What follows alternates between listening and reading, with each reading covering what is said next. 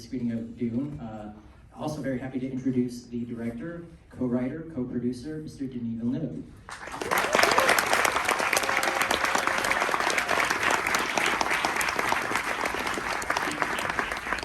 Good evening, and thank you all for having seen the movie in a theater. Thank you.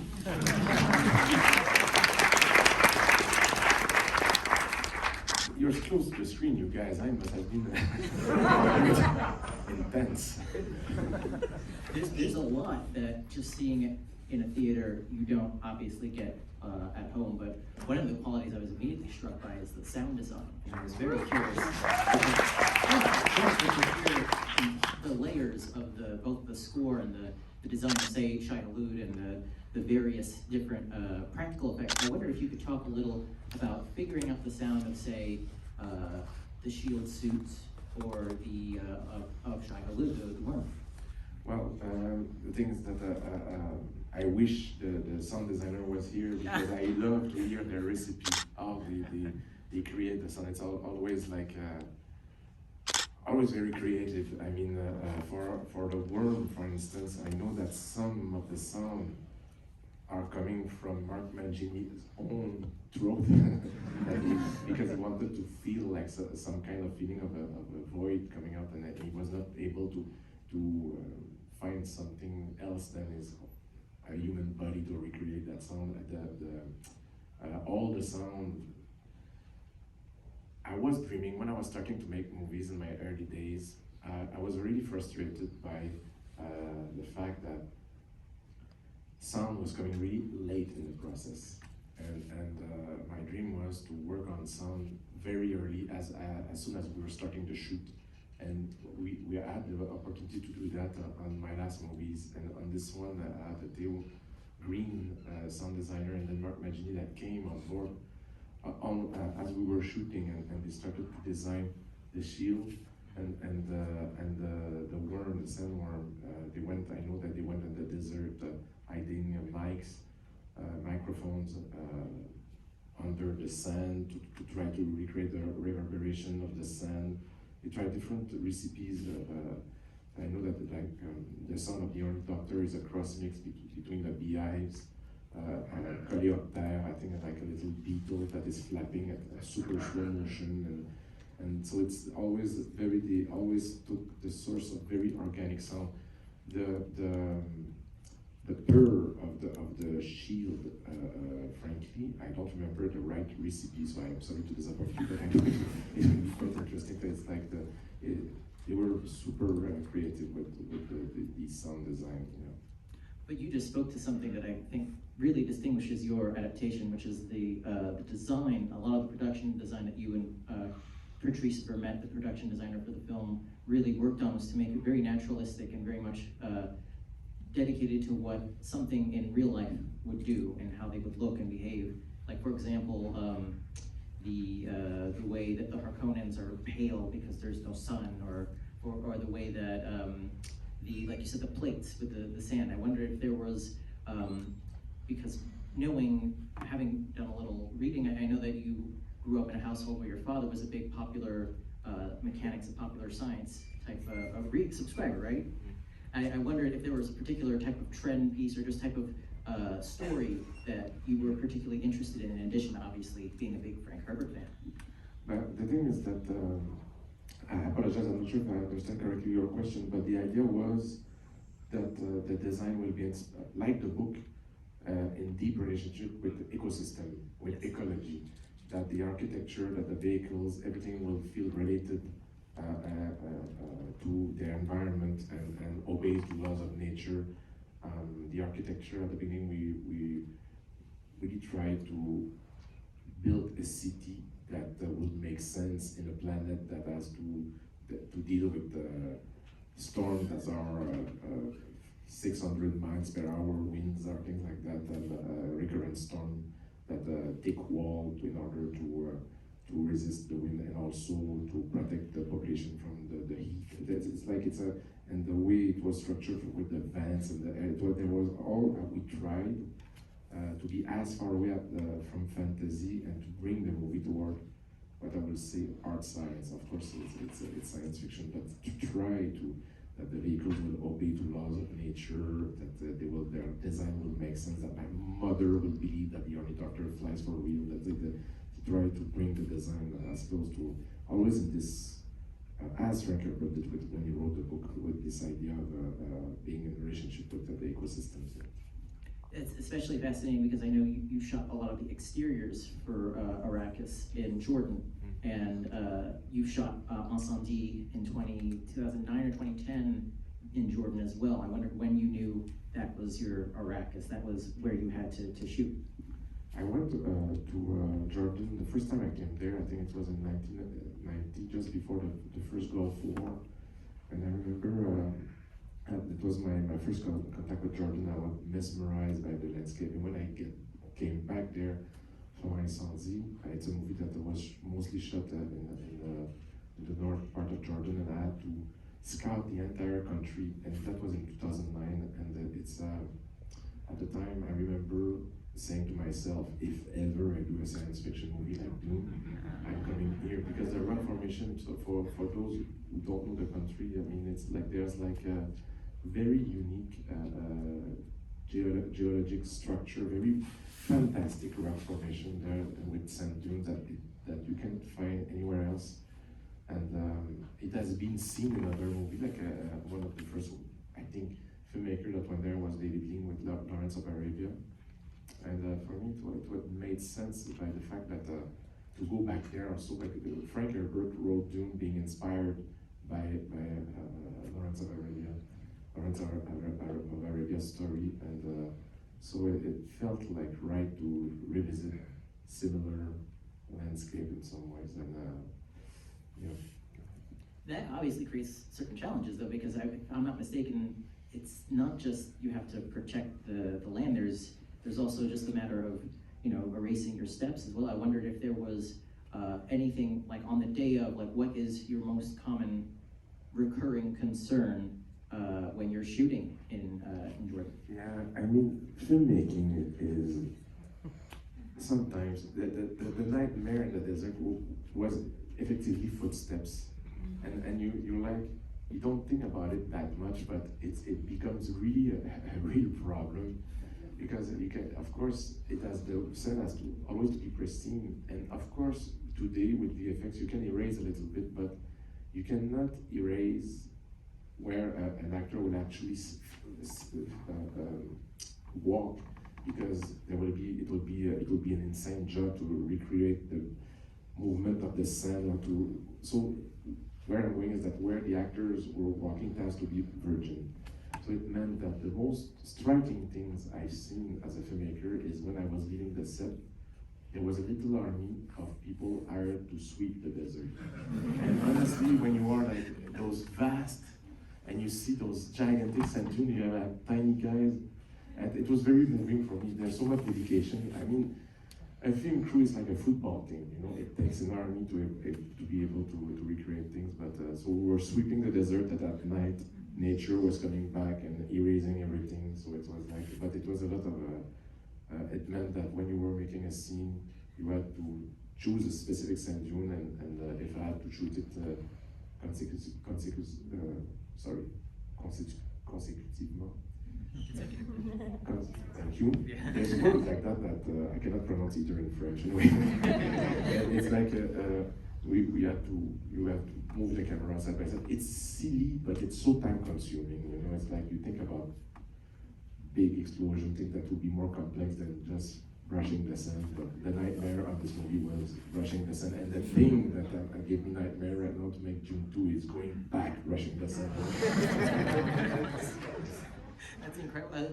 The thing that struck me, apart from seeing the wonderful way you shot the exteriors in a wider aspect ratio, was just the way that there is a very clear sense that the footage that you're looking at is very designed for color, and the colorway schemes for not only the costumes, but for the way that affected the very sand itself. Like I think I read that the sand had to be for the special effects supervisor, you had to get just the right color of sand, so they had to import for the interior scenes a very particular kind of sand to match what was shot in Jordan.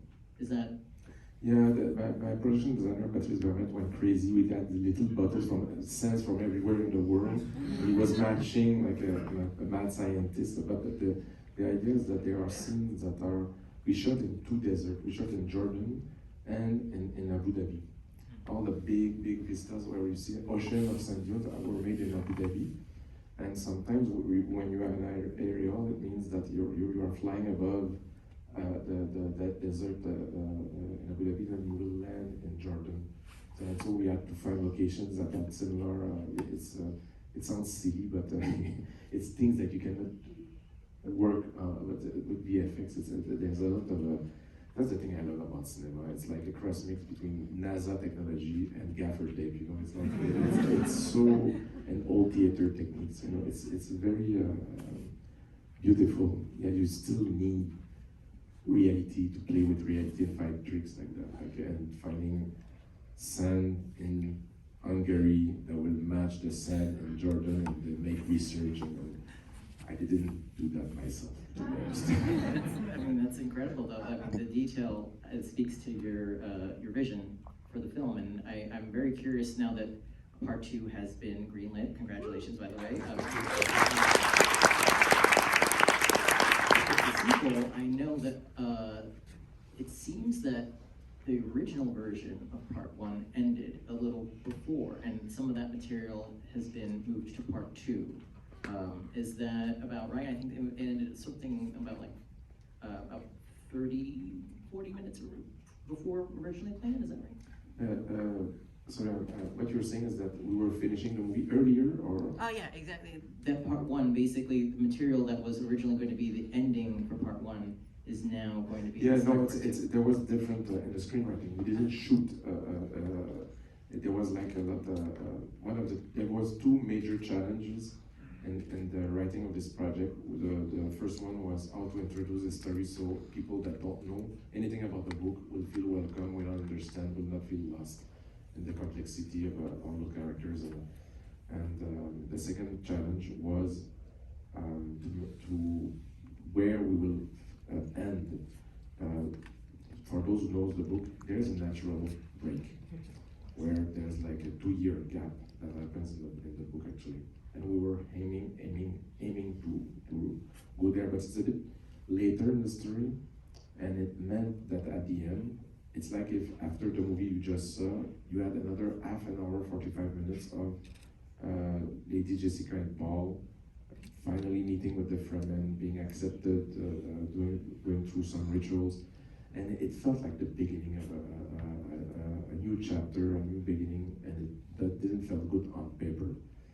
When it doesn't look good and feels good on paper, usually it doesn't look good on screen. So we worked hard to try to finish the movie and to complete Paul's arc, focusing on Paul Atreides. We felt that this was the proper way to end the movie, and that I'm 100% sure that that was the proper way to do it. Otherwise, you people will have left the theater and exhausted for too long.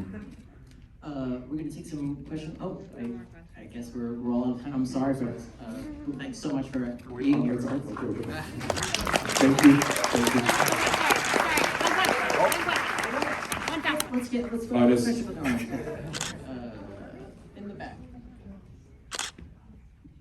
Yes, please. Hi, I'm a massive fan. I read the book. I thought this film was a great spectacle, but I have a question in regards to the story. There's a big twist that happens revealed during the tent scene with Yes. Paul and Lady Jessica in the book. Spoilers. But why did you not include it in the film, or planning on putting it in part 2? Like, what was the reason why? It's a very good question, and the thing is that it's a very dense book, and there are several layers, and as you rightly said, there was something else happening in the tent scene, and I did feel that it was I did feel it was too much for the first movie. I did feel that what I was focusing on the tent scene emotionally for Paul to mourn his father, and to create a distance with his mother, and having to deal himself with those new awakened dreams that are getting more and more vivid. And it was more important for me to have that kind of rebirth of Paul in the tent than to go towards his origins. And it's something that I was feeling that was it was giving a layer that will have diminished it was too much. It's a choice I made that in the adaptation. There's things that I took, there's a lot of things, in fact, that I shoveled in part 2. It's like, why I did the movie in 2 parts is because I'm responsible for the idea. I brought the idea to break it in 2 parts because there's like so many details, so many layers that I was feeling that the first movie will crumble, will crush under the pressure of all those ideas. And honestly, the thing that when I'm gonna do part 2, I will come back here and then you will tell me if I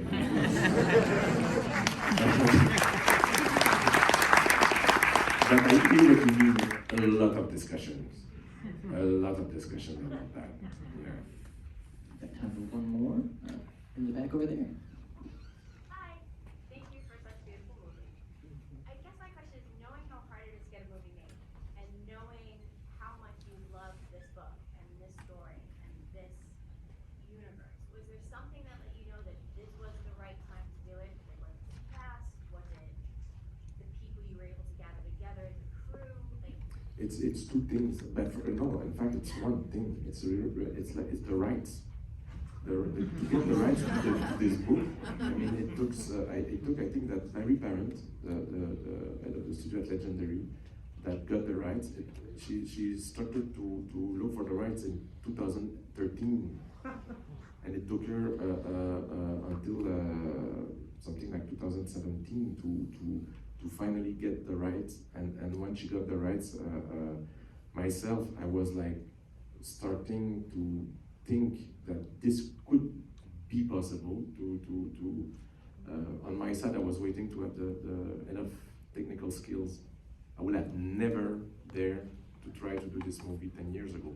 I was not ready for it. I needed to learn more about world building, about VFX, about mise en scène. Just as a filmmaker, I would have never been able to survive this shoot if when I had less experience. So I felt that I was getting ready, and by chance, the right became in my parents' hands, and we met. It was the fastest meeting of my life. I went. She called me saying, "I heard you would be interested by Dune." I entered her office and it took 45 seconds. I shook her hands and we said, "Let's do this." There was no. She had the best reputation, and but it's about getting the rights and feeling that I was ready to do it. Voilà. Thank you very much.